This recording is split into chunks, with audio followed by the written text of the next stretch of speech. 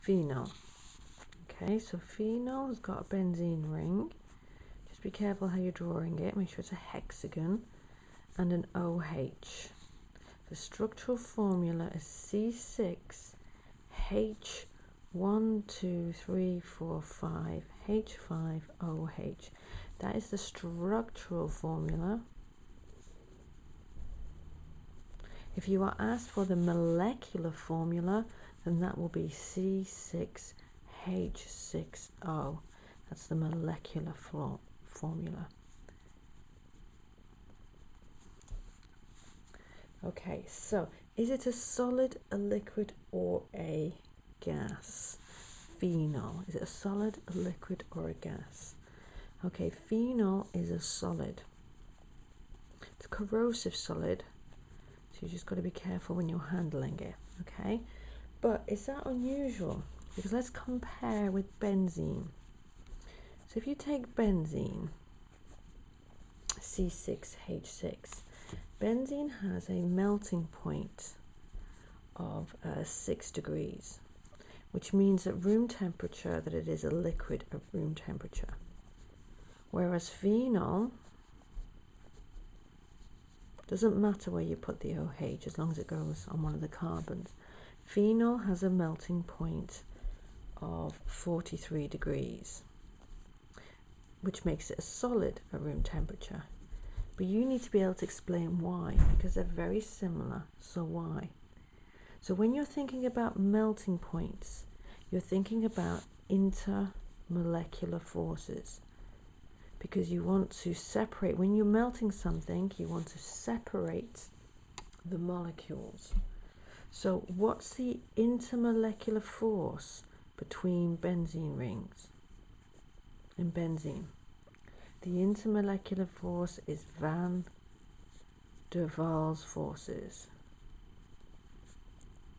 which is the weakest intermolecular force, and therefore not much energy is needed to separate the benzene molecules.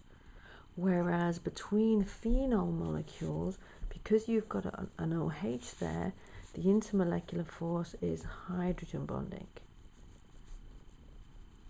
Okay, and you need to be able to draw the hydrogen bonding in phenol molecules, between phenol molecules. So if we have a go at drawing the hydrogen bond between phenol molecules, I've got two phenol molecules. Remember, with hydrogen bonds, you need to show the polarity, delta plus, delta minus. Remember, you need to show the lone pair of electrons. Oxygen's got two lone pairs of electrons. And the hydrogen bond is between the lone pair on the oxygen and the hydrogen on the neighbouring molecule. I'm just going to label it as a hydrogen bond. And that's what gives phenol the higher melting point than benzene that it should have, because of hydrogen bonding. Okay, next question. Is phenol soluble in water? If we dissolve phenol, will it dissolve in water? Soluble in water? Yes or no? Is it yes or no? Well, this part here, that part is soluble because it can hydrogen bond with water. That part, the benzene ring, is not soluble because it has weak Van der Waals forces. So what we say is that it is sparingly soluble or partially soluble. Sparingly soluble in water, because part of it does and part of it doesn't. Okay, right. What else we need to know? So, will phenol act like an acid? So is phenol acidic? Is it acidic? Okay, well, let's think about something like ethanol. Let's think about an alcohol. Ethanol. Is ethanol acidic? Will ethanol react with sodium hydroxide, an alkali? Will that happen? No, that doesn't happen. Alcohols are not acidic, whereas phenols are acidic. They're very weak acids. It's a weak acid, it's not a strong acid. So that means it's partially dissociates into ions. So there aren't many H pluses, but it will dissociate partly into ions. So weak acid is a partial dissociation, split up. That just means split up into ions. Okay, we'll talk about why it does that in a few minutes. So alcohols are not acidic, and phenol is acidic. Okay, so the next one is if it's acidic, that phenol, that means it will react with sodium hydroxide. So let's write the equation for phenol.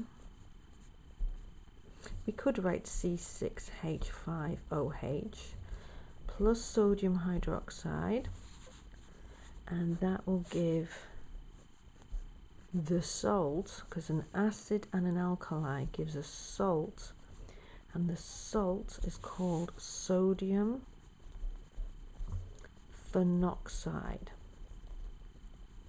Sodium phenoxide plus water. Remember, an acid and an alkali gives salt plus water. So what happens now when you add sodium hydroxide? You've got a salt, and salts are soluble in water. So now this is soluble in water. So if we want to make phenol soluble in water, we add sodium hydroxide, turn it into the salt, and it is now soluble. If we want to get the phenol back, we just add concentrated HCl, and we will get the phenol back again. Okay, and similarly, phenol will also react with sodium as well. So this time we're going to use the structural formula: C6H5OH plus sodium, and that again will give sodium phenoxide. But this time it gives hydrogen gas as the other product. And then we just need to balance it, because we need two of them, and two of them. Okay, right, the next reaction. So just let me get a piece of paper. The phenol. So benzene, well, first, will phenol react with bromine? Will there be a reaction with bromine? Okay, so what about benzene? Does benzene react with bromine? Okay, and what about bromine water? So rather than just bromine, let's put bromine water here. Okay, will benzene react with bromine water? No. Okay, because the delocalized pi electrons are not able to attract the bromine molecule, are not able to polarize the bromine molecule. Benzene will react with bromine, but it needs a halogen carrier like FeBr3 in order to react. Okay, so what about phenol then? Will phenol react with bromine? And this is just bromine water. It's not liquid. It's not the element bromine, and it does react. Okay, and not only does it react, it goes absolutely crazy. Okay, so we're going to put the OH there. It substitutes. It's electrophilic substitution. It substitutes there, there, and there. That's when you take the H off, and it's substituted with the Br. So it's still electrophilic substitution. Electrophilic substitution. Electrophilic has just got one L. Okay, so we need 3 Br2s, and we get 3 HBr. And this just happens at room temperature, no catalyst needed. This product is called, if we call that, so that's number 1, 2, 3, 4, 5, 6. It's called 2,4,6 tribromo, because there's 3 bromines, and then phenol. All one, it's meant to be all one word. Okay, and the observation is that the orange bromine water turns colorless, decolorizes, turns colorless, And also you get a white precipitate. This product is a white precipitate as well.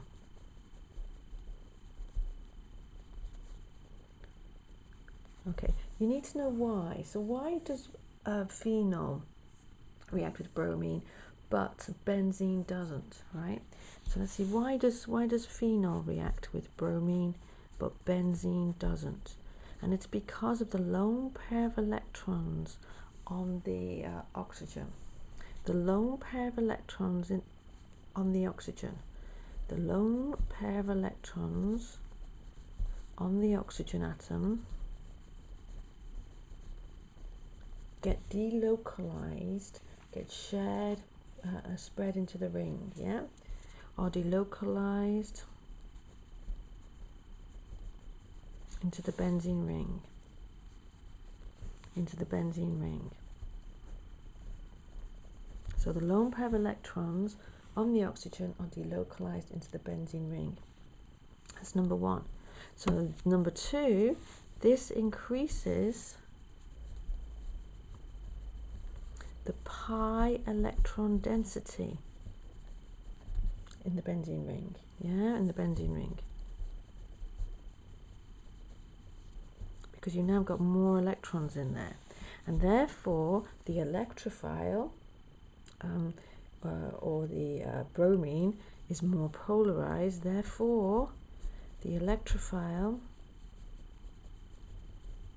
or you can be more specific, the bromine, the electrophile is more easily attracted, more easily polarized than bromine. Okay, we say that the OH, what the OH is doing is activating the ring. Activates the ring, makes it more reactive. The OH is activating the ring. Okay, and finally you need to know the use, one of the uses of phenol. So one of the uses of phenol is phenol itself used to be used as a disinfectant. So as an antiseptic or as a disinfectant. Okay, but phenol's quite corrosive, so now we use derivatives of phenol, and one of the most well-known derivatives of phenol is TCP. So that's the antiseptic TCP, and that stands for trichlorophenol. So it has the formula, if you've got phenol and you've got trichlorophenol. Okay, when you're writing phenol, just be very careful when you're drawing phenol. Make sure the bond goes to the oxygen and the H. If you draw it like this, you will not get the mark because the bond is not going to the oxygen. You will not get the mark. You have to make sure the bond is going to the oxygen.